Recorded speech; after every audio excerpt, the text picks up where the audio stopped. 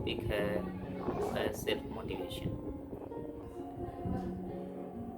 अगर आप जन्म लेते हैं, या मैं खुद पे ही इसका उदाहरण लूँ, तो जन्म लेने के बाद ही हमारे जो पेरेंट्स होते हैं, हमारे जो परिवार का जो हिस्से होते हैं, वो हर लोग हमें भिन्न भिन्न तरीके से मोटिवेट करते हैं। ये मैं नहीं जानता कि वो मुझे मोटिवेट कर रहे हैं या डीमोटिवेट कर रहे हैं, लेकिन मुझे मोटिवेट करते हैं। किन्हीं का कहना होता है ये बहुत बोलता है, चलो इसको वकील बना दो, ये बहुत अच्छा इसका नॉलेज है इन क्षेत्रों में, तैसे ये बना दो, अरे ये लिखता बहुत अच्छा है, कविता लिखता है, अभी इतने कम उम्र में कहानी लिखता है, इसको राइटर बना दो। तो इस तरह से हम दूसरे द्वारा थोपे गए जो मोटिवेशन है उसके अनुसार हम जीने का प्रयास करते हैं। हम भी उस तरह का सपना अपने अंदर पाल लेते हैं, और ये आगे जा कर के कहीं ना कहीं हमें नुकसान देता है। नौकरी लेना बिल्कुल आसान है मित्रों, बहुत आसान। अगर हम अपने लक्ष्य को केंद्रित करें और सेल्फ को मोटिवेट करें तो आसानी से हम नौकरी ले सकते हैं। मैं एक उदाहरण के तौर पे चल सकता हूँ। जब मैं बोर्ड पास किया था तो हम लोग सारे मित्र ने कुछ लक्ष्य रखा कि चलो हम लोग एसएससी का तैयारी करते हैं, लेकिन कुछ मित्र जो वहाँ पे है वो बोला नहीं यार, मैं एसएससी का तैयारी नहीं करके मैं बैंक का तैयारी करूँगा। तो उसमें से कुछ लोग जो है बैंक की तैयारी में लग गया, कुछ लोग बोला यार मैं कमीशन का तैयारी करना चाहता हूँ, कुछ लोग उधर चले गए। अब वहाँ पे हम असमंजस में पड़ गए कि करें क्या, एसएससी का तैयारी करें, बैंक का तैयारी करें या कमीशन का तैयारी करें। और ये सोचते सोचते 2 साल 3 साल कैसे गया ये मुझे खुद भी पता नहीं चला। फिर एक दिन मैं बैठ करके खुद पे मंथन किया कि हमें क्या करना है, और उस मंथन को मैंने अपने अंदर केंद्रित किया, और आज मैं हाई स्कूल में एक टीचर हूँ। तो मित्रों, यहाँ पे आप अगर लक्ष्य को रखते हैं तो उसे आसानी से आपको अचीव कर सकते हैं, बशर्ते कि आप डीमोटिवेट ना हो। बहुत सारे बच्चे इंस्टीट्यूट जाते हैं और वो इंस्टीट्यूट तो जाते हैं लेकिन उसका कोई मार्गदर्शक नहीं होता। आज ये इस विद्यालय में, तो आज इस इंस्टीट्यूट में, तो कल वो इंस्टीट्यूट में। धीरे धीरे वो अपना क्या है कि जो अपनी अस्थिरता है उसको डिस्टरबेंस कर देता है, बदलते रखता है, जिसके कारण वो डिमोटिवेट हो जाता है और अंततः वो अपने लक्ष्य को प्राप्त नहीं कर पाता है। मित्र, मैं आपसे कहना चाहता हूँ कि आपको अगर कोई मोटिवेट करने वाला है तो वो है आप खुद। आपसे बड़ा मोटिवेटर आपका कोई नहीं हो सकता है, क्योंकि आप दूसरे के रूटीन पे चलेंगे, दूसरे के मोटिवेशन पे चलेंगे, तो मैं समझता हूँ कि आपका जो लक्ष्य है वो काफ़ी कठिन हो जाएगा, क्योंकि आपके पास सोचने का वक्त नहीं है।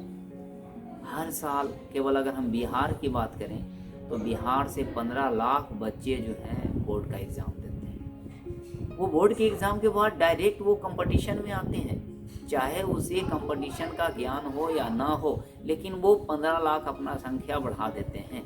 केवल अगर हम बिहार की बात कर रहे हैं तब। अगर हम पूरे भारत की बात करें तो हर साल आपके कम से कम करोड़ों बच्चे जो हैं आपका कंपटीशन में प्रवेश कर रहे हैं। और मान के चलिए सबको चाहिए सरकारी नौकरी, क्या ये संभव है? नहीं संभव, बिल्कुल ही संभव नहीं। और संभव है भी तो हम उस लक्ष्य पे सही तरीके से नहीं चल पाते हैं। हम एक ऐसा रास्ता को चलते चलते चुन लेते हैं जो उस लक्ष्य से हमको भटका देता है। बहुत ईजी है बॉस नौकरी लेना, कुछ नहीं कीजिए, बस आप एक लक्ष्य को निर्धारित कीजिए, क्योंकि आप भली बात ही जानते हैं कि बैंक का सिलेबस अलग है, रेलवे का सिलेबस अलग है, कमीशन का सिलेबस अलग है। लेकिन एक बच्चा है, फॉर्म निकला वो एसएससी भी भर देता है, एक फॉर्म निकला बैंक का तो बैंक का भी भर देता है, कमीशन का भी भर देता है। ये मजाक है। आप एक लक्ष्य को निर्धारित कीजिए, क्योंकि आपका सिलेबस से भटकाव नहीं होनी चाहिए। अगर आप मान लिया एसएससी में फ्लॉप भी होते हैं तो फिर उसी का आप तैयारी कीजिए। अगर आप बैंक का तैयारी कर रहे हैं, बार बार फिसल रहे हैं, तो आप ट्रैक चेंज नहीं कीजिए, आप लगातार उसी का तैयारी कीजिए। अगर आप ऐसा करते हैं तो मैं मानता हूँ कि आपको सफलता बिल्कुल 100% मिलेगी, इसमें कहीं से कोई दो मत नहीं है। पहले अपने आप को मोटिवेट करें, एक लक्ष्य का निर्धारण करें, उस लक्ष्य पे आप सही तरीके से मेहनत करें, कुछ नहीं कीजिए, अपने लेवल को आप 80% पे पहुंच जाए। एक मेरा मित्र जो अभी आपका IAS अधिकारी है, उसका बस यही कहना था कि यार आपको तैयारी करने के लिए किसी को देखने की ज़रूरत नहीं है, बस अपने आप को देखिए। अगर आप देखिए कि आप जो भी तैयारियां कर रहे हैं, क्या उसमें आपका 80% योगदान है या नहीं। अगर आपका 80% योगदान है तो फिर आपको कहीं पर भटकने की ज़रूरत नहीं है।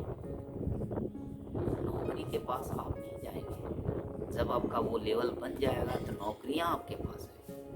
और मित्रों, मैं बताता हूँ कि वो लड़का जब ज्वाइन कर रहा था तो उसके सामने 3-3 4-4 ज्वाइनिंग लेटर सामने था। मैंने कहा यार तुम्हारे पास तो बहुत सारी ज्वाइनिंग है।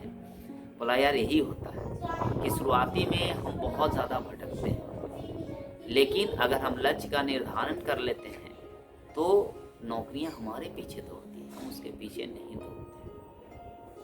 लोग समझते हैं, आज समाज में हुआ हो गया है कि लोग बस सरकारी नौकरी का ही महत्व है, अगर से आपके पास सरकारी नौकरी है तभी आप जीवन जी सकते हैं, ऐसा कुछ नहीं। अगर आप अपने आप से संतुष्ट हैं, अपनी आवश्यकताओं को सीमित कर लेते हैं तो सब कुछ आसान लगेगा। तो मित्र, ये मेरा आज का पहला वीडियो था। आने वाले वीडियो में मैं आपको GS से संबंधित बहुत सारे टॉपिक को रखूँगा और बिल्कुल इजी वे, बिल्कुल इजी वे। जनरली लोग सोचते हैं कि GS बहुत टफ है, काफ़ी कठिन है यार, लेकिन नहीं, GS बहुत आसान है अगर आप इसको समझते हैं तो। अन्यथा मान के चलिए कि GS एक स्वीट पॉइजन की तरह काम करता है। अगर आप इसको हल्के में लेते हैं तो ये आपको डुबो देता है, लेकिन नहीं, हल्के में नहीं लेना। लेकिन इससे आपको डरने की भी आवश्यकता नहीं। अगर आप इसको आप समझते हैं, आप इसको अगर जानते हैं तो बिल्कुल आसान हो जाएगा। और मैं आपको बहुत सारे ऐसे ट्रिक बताऊंगा, बहुत सारे ऐसे आपको कंसेप्ट दूंगा जिससे आपको लगेगा कि GS पढ़ना बहुत ही आसान है। और यही GS आपका एक बहुत बड़ा मार्गदर्शक के रूप में बनेगा बॉस। और नौकरी दिलाने में GS का महत्व बहुत ही ज़्यादा है। तो धन्यवाद।